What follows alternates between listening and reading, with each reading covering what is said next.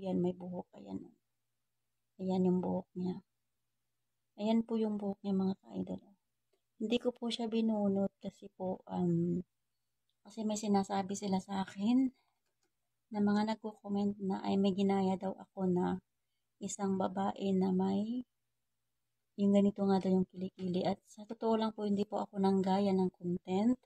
Sariling content ko po yun, sariling decision ko po sa buhay. Before ko po nakita yung tao na sinasabi ninyo, is yung binigay niyo sa akin na name, sinerch ko yun, at saka nakita ko, yun nga, yun yung content niya. Ang content niya naman mga ka-idol is ang layo sa akin. Kasi sa akin itim, sa kanya hindi po itim yung kilikili niya. Maputi po yung kilikili niya mga ka-idol, mabuhok nga lang. So ayan po nga mga ka-idol, ginawan ko na talaga na pinahaba ko na lang siya para total sinabi niyo naman na gumagaya ako. So